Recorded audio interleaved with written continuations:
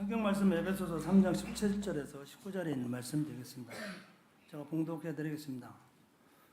믿음으로 말미암아 그리스도께서 너희 마음에 계시게 하시었고 너희가 사랑 가운데서 뿌리가 박히고 터가 굳어져서 네 모든 성도와 함께 지식에 넘치는 그리스도의 사랑을 알고 그 너비와 길이와 높이와 깊이가 어떠함을 깨달아 하나님의 모든 충만하신 것으로 너희에게 충만하게 하시기를 구하노라. 아멘.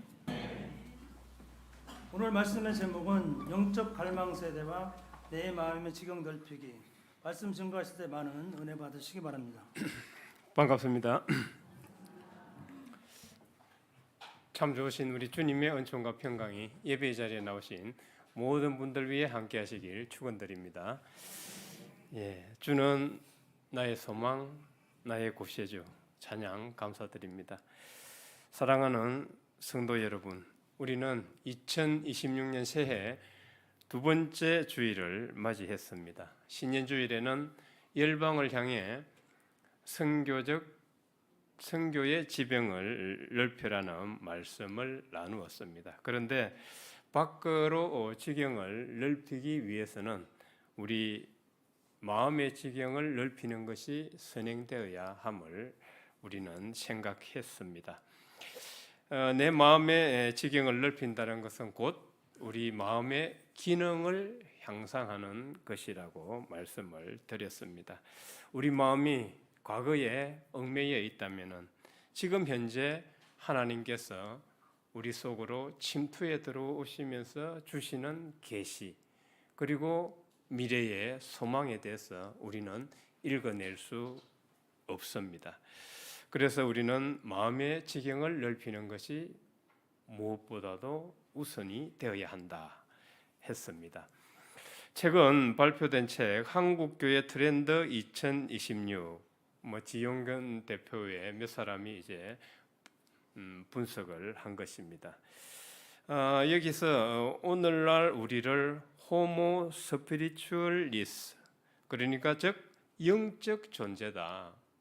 지금 작금의 성도들은 복잡함이나 어떤 교회의 그런 어떤 화려한 시스템, 제도 여기에 외적인 신앙을 추구하는 것이 아니라 내면의 깊은 영혼의 울림을 바라고 갈망하고 있다고 합니다. 그래서 하나님과 내가 1대1로 만나는 이 시간이 소중하다는 거죠. 그래서 이것은 곧 나의 내면의 깊은 곳을 터치하는 본질적 영성으로의 회귀라고 한다고 합니다. 그래서 이 한국교회 트렌드 2026은 지금 이렇게 정의합니다. 신앙은 복잡한 제도나 외적인 그런 화려한 신앙에 치중하기보다는 오히려 단순해져야 한다. 신앙은 단순함 속에 꽃을 피울 수 있다. 이렇게 정의하고 있습니다. 이것을 이제 심플 처치라고 합니다. 그 심플 처치는 아주 많은 의미를 담고 있지만은 그 중에서 가장 중요한 오늘 설교와 연관시켜서 생각해 본다면은 우리 개개인이 성도가 하나님과 1대1로 만나서 우리의 영적 갈증을 해소하는 것입니다. 이를 위해서 이제 소그룹이 지금 이제 활성화되고 있다고 합니다. 그래서 지금 교회는 막 크게 이렇게 움직이기보다는 소그룹을 통해서 교회가 더 부흥 발전해가고 또 위로받고 또 힘도 얻고 한다고 합니다. 오늘 하나님이 주신 성경 말씀에서 우리는 우리의 마음의 지경이 어떻게 넓혀지는지를 한번 그 본질이 무엇인지를 한번 생각을 해보고자 합니다. 성경 오늘 하나님이 주신 본문 말씀을 풀기 전에 먼저 성경 속의 한 인물, 우물물을 길러 나온 사마리아 여인에 대해서 생각해 보겠습니다. 저게 이미지를 바꿨는데 저게 그대로 갔네요. 제가 실수입니다. 죄송합니다. 요한복음 4장에 등장하는 사마리아 여인의 이야기죠. 그 여인의 삶은 결핍 그 자체였습니다. 주님께서 그녀가 5명의 남편을 거쳤고 지금 있는 남자도 남편이 아니다. 그래서 주님께서 그 여인의 삶의 현재 삶의 과거와 현재의 삶을 지적한 것을 보면은 그 여인은 그 육신의 갈증과 사람의 인정욕에 빠져 있었다. 우리는 이렇게 볼 수 있고, 그는 그런 좁은 틀 감옥 안에서 살고 육신의 갈증을 느끼고 사람의 인정욕을 바라면서 살아갔습니다. 그러면은 사람이 왜 그 소유욕과 계속 욕망하고 뭘 가지기를 욕망하고 그리고 사람의 관심과 인정을 받아야 되고 그 왜 계속 육신의 갈증을 느낄까? 이게 끝이 없는 것인가? 그래서 여기에 대해서 집중적으로 분석한 사람이 있는데 한 현 시대의 사상가이자 철학자인 그 사람은 이렇게 분석을 합니다. 우리는 원래 하나님의 형상으로 창조되어서 하나님의 영과 동행하는 삶을 이룰 때 비로소 이 영적 결핍이 해소가 되는데 거기에서 벗어날 때 계속 다른 것을 추구하게 된다는 거예요. 다시 말해서 우리는 하나님의 영 안에 살아갈 때 그 결핍을 그리고 영적 갈망을 해소할 수 있는데 그것이 해소되지 않으면은 육신의 갈증과 어떤 소유욕과 다른 사람의 시선과 인정욕을 계속 바라게 된다는 것입니다. 사마리아 여인도 그랬습니다. 그러나 예수님을 만나면서 그녀에게 정말 놀라운 일이 일어납니다. 그녀는 처음에는 예수님을 의심하기도 하고 머뭇거리기도 했습니다. 예수님에게 다가가는 걸 주저주저했죠. 그러나 예수님과의 대화 속에서 예수님이 이 자기네 더러운 사마리아 그러면은 유대인의 입장에서는 아주 더러운 곳이에요. 그런 비난의 의미가 포함되어 있습니다. 왜냐하면 역사적으로 아시리아가 사마리아를 정복을 하면서 이 혼합 정책을 썼어요. 그러니까 유대인은 자기네들은 이제 순수 혈통인데 이 사마리아는 혼종이다. 그래서 아주 더럽게 봤던 겁니다.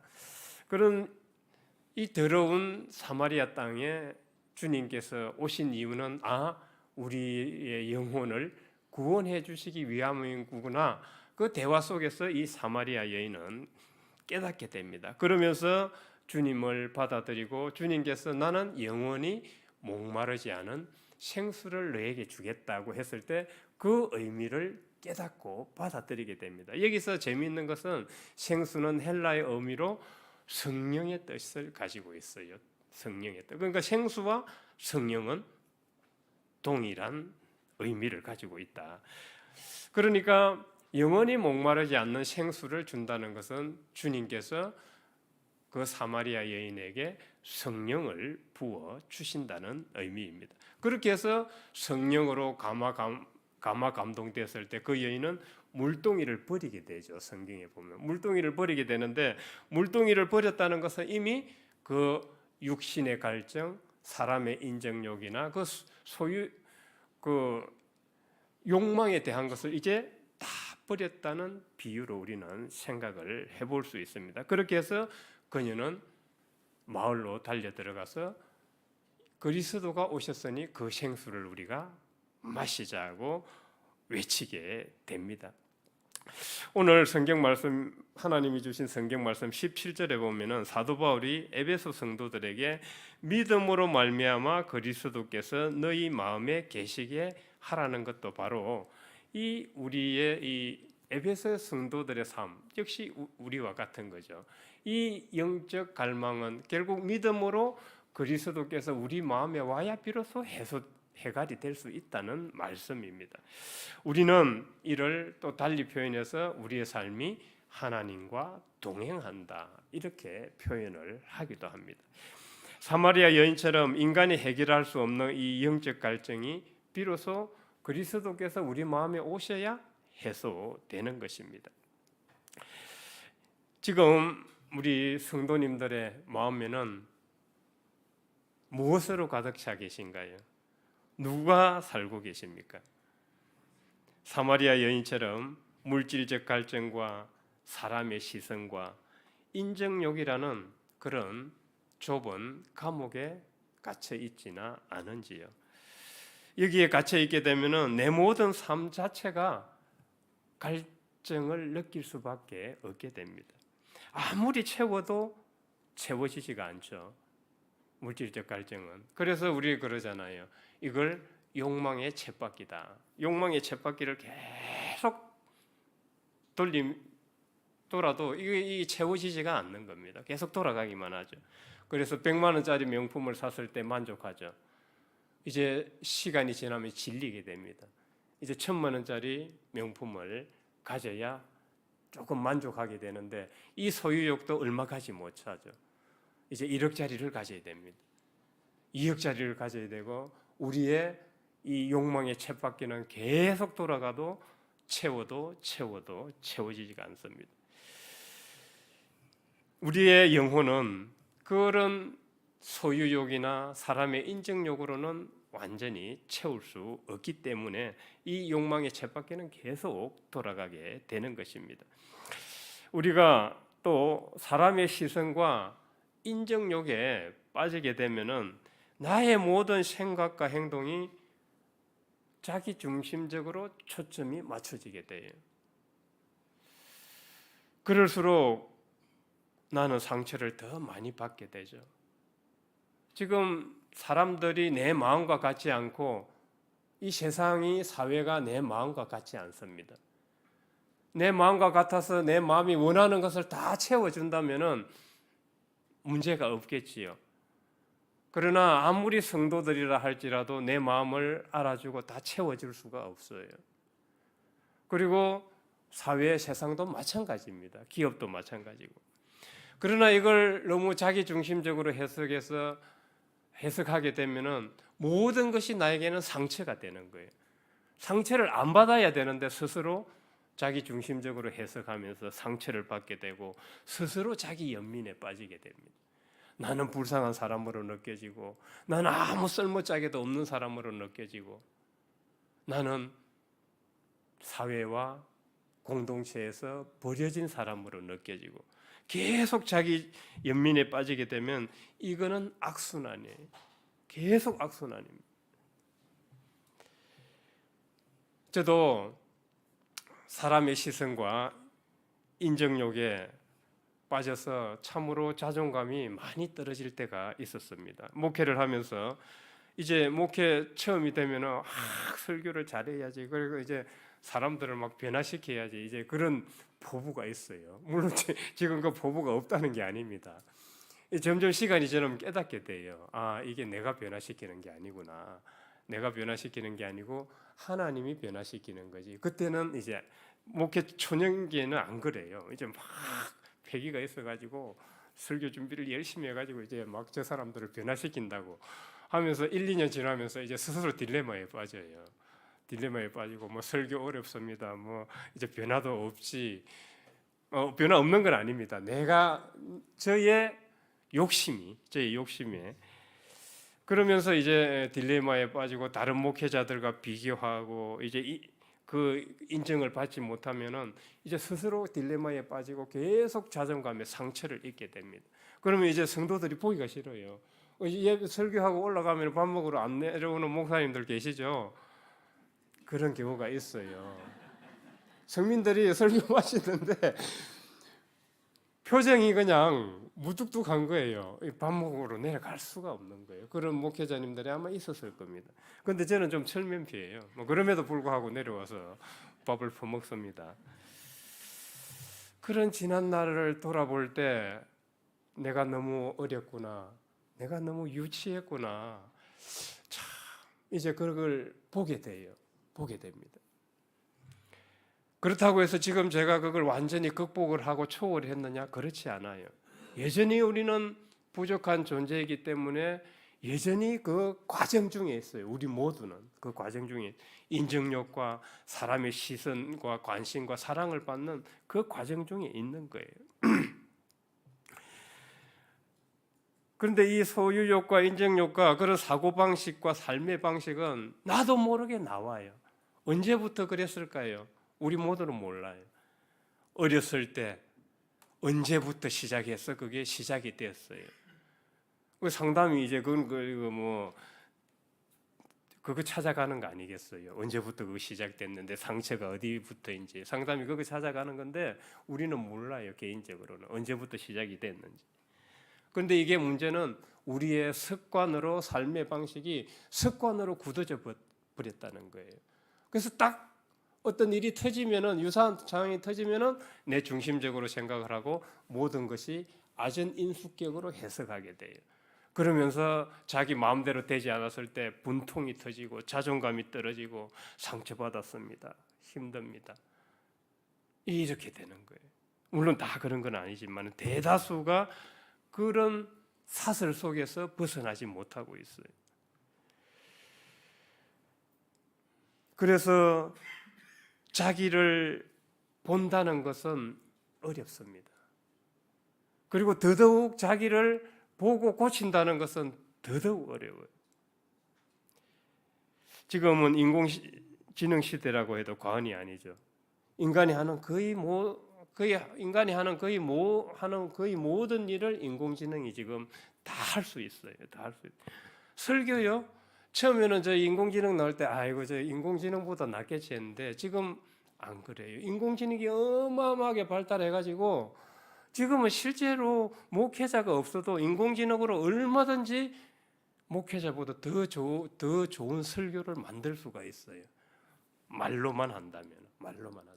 그런데 이 설교라는 게 말로만 해서는 안 되고 목회자의 그 인격과 영성이 같이 묻어 나와야 돼요. 그 세계관과 그 신앙관이 같이 묻어 나야 돼요. 그래서 그때 이제 그 에너지가 같이 파동으로 연결이 되면서 마음과 마음이 연결되고 열리게 되는 건데 설교만 한다면 저는 인공지능이 훨씬 더 잘할 거라 생각해요. 이제 생각이 바뀌었습니다. 그러나 모든 것을 다 대체할 수 있고 AI가 발달했고 생성형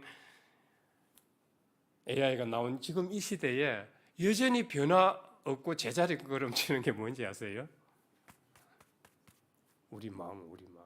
우리 마음은 여전히 제자리예요. 크게 발전이 없는 것 같아요. 데이비드 호킨스 박사는 우리의 의식이 예수님 2000년 때보다 그때는 수치로 따지면 100이었다면 지금 한 200 정도 올라와 있다고 하지만은 여전히 우리의 마음의 기능은 제자리 걸음을 하고 있는 것 같습니다. 내 마음의 기능을 향상시키지 않고 열방을 향해 선교의 지경을 넓힌다. 이거는 대단히 어려운 이야기입니다. 사방이 거울로 된 방 안에 갇혀 있다고 생각을 해봅시다. 자기 중심적이라는 것을 비유로 한다면 그런 거예요.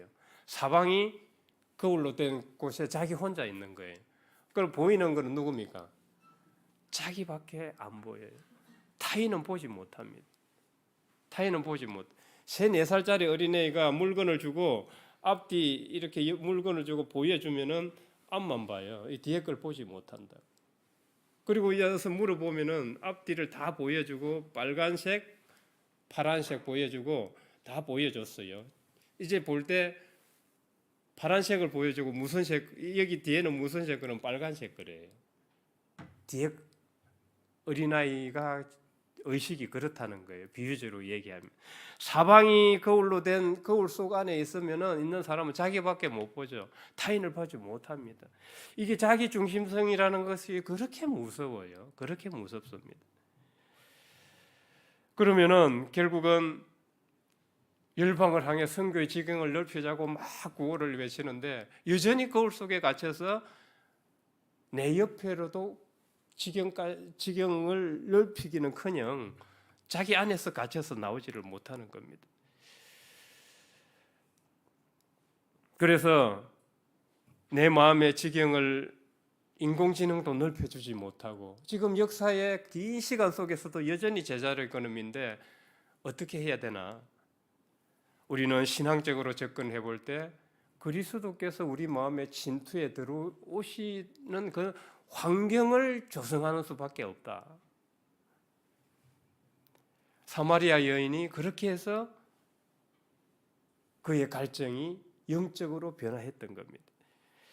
역사 속에서 로렌서 형제라는 수도사가 있습니다. 17세기 활동했던 인물입니다. 그는 수도사로서 평범한 수도사였어요. 주방에서 주방 보조, 허드렛 일하고 뭐 식기 닦고 이런 허드렛 일을 하는 주방 보조였어요. 어떻게 보면은 그냥 볼품 없는 수도사에 불과했습니다. 그러나 그는 그가 허드렛 일을 하고 주방에서 허드렛 일을 하고 보조를 하고 식기를 닦고 이런 일을 할 때 하나님의 임재 연습을 했어요. 주님은 낮은 곳에 오셔서 우리와 함께 하시는 임마누엘 하나님이다. 내가 예배당에서 기도를 할 때나 프라이팬을 들고 주방 보조 일을 할 때도 주님께서는 여전히 똑같이 우리와 함께 하신다. 이 하나님의 임재 연습을 일상에서 계속 하는 거예요. 그랬을 때 주님께서 그의 마음에 들어오셔서 그의 마음의 지경을 넓혔어요. 넓혔는데 어떤 일이 있었냐 하면은 황제와 그리고 귀족들과 그리고 내노라 하는 성직자들이 그와 만나기 위해서 줄을 서는 거예요. 왜? 그의 인품과 비록 허드렛 일을 하는데 그 한 모습에서 그리스도의 생수의 강이 흘러나오는 게 느껴지기 때문에.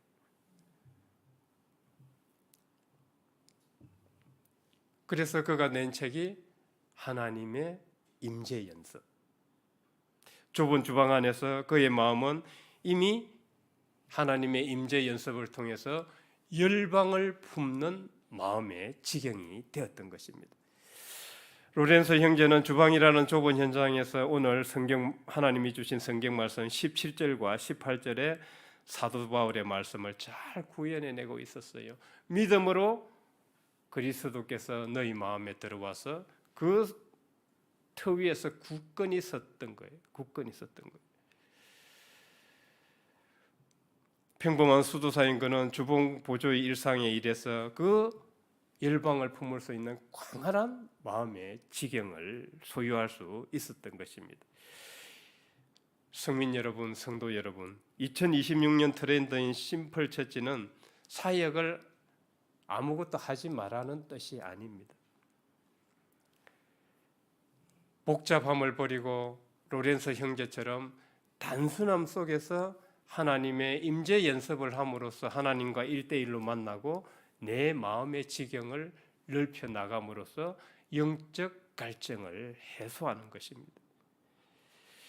우리가 이렇게 나의 내면이 주님의 사랑으로 견고해질 때 비로소 우리는 타인에게 다가갈 수 있고 그 타인의 지경을 넓혀줄 수가 있어요. 여기 우리 구역장님들 내 마음에 여유가 있으면 구역원들의 전화 받아줄 수 있어요? 힘들죠. 마음에 여유가 있으면 전화 못 받아줍니다. 그런데 우리 어떤 구역장님이 그래요. 이분 하면 1시간, 저분 통화하면 1시간. 남편은 이제 막 쓸데없이 전화 길게 한다고 옆에서 막 날리고 어떻게 해요? 우리 구역장님들 정말 힘드시죠? 이 전화 받아주고 들어주는 것도 에너지가 없으면 못해요. 마음에 에너지가 있어야 돼요. 그래서 내 내면이 에너지가 있고 이 지경이 넓혀질 때 다른 사람에게 다가가고 그 지경도 같이 넓혀질 수가 있는 것입니다. 마지막으로 바울은 우리에게 그 유명한 사랑의 4차원을 제시합니다. 18절과 19절에서 말씀하고 있죠. 그리스도 사랑의 4차원은 바로 너비, 길이, 높이, 깊이입니다. 길이는 나 같은 인간에게도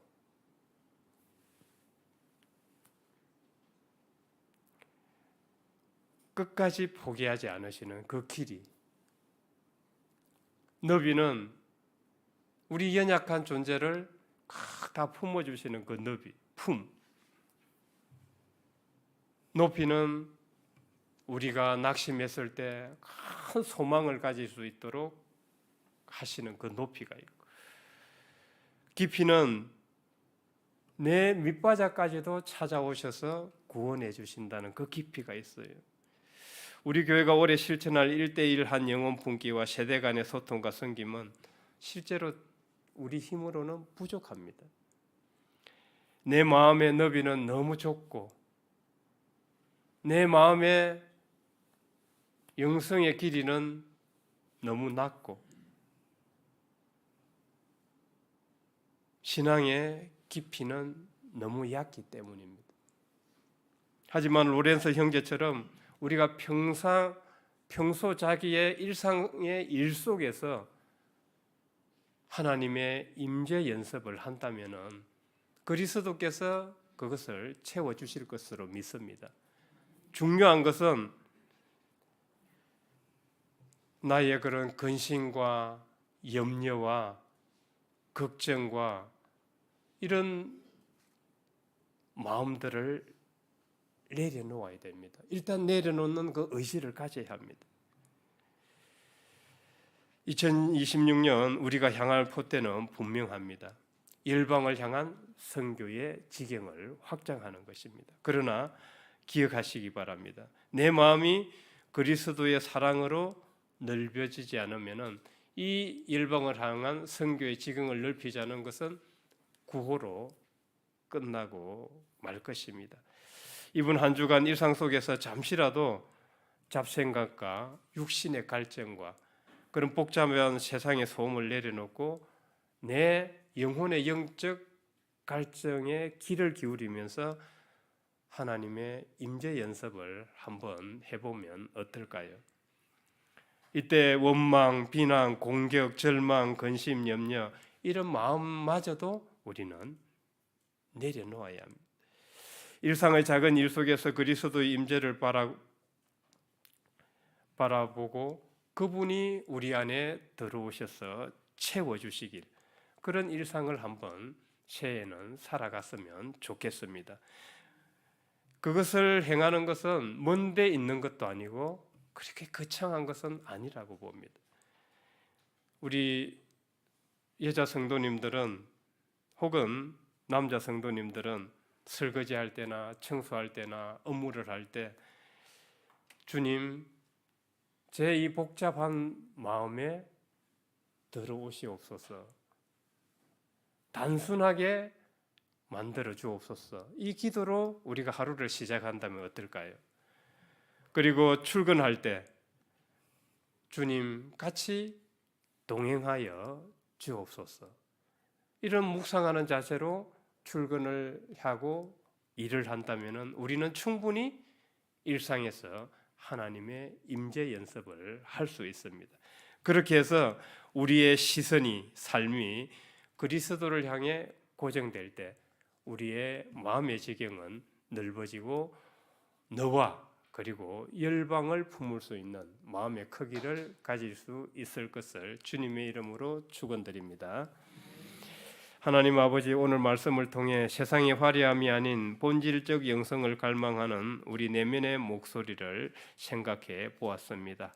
사마리아 여인처럼 세상의 인정과 물질에 목말라 하며 나 자신만 바라보느라 좁아졌던 우리 마음의 감옥을 이제 주님 앞으로 내려놓고 다가가겠습니다. 우리 마음의 안방에 주님께서 들어오셔서 거하시며 정착하여 주옵소서. 이번 한 주간 우리의 분주한 일터 속에서도 주님, 우리 마음속에 들어오소서, 이런 묵상하는 자세로 하나님의 임재 연습을 하게 하옵소서. 그리하여 그리스도 사랑의 그 강만한 너비와 길이와 높이와 깊이를 깨닫고 나를 넘어 너와 열방을 품는 마음의 지경이 넓어지게 하옵소서. 예수님의 이름으로 기도합니다. 아멘.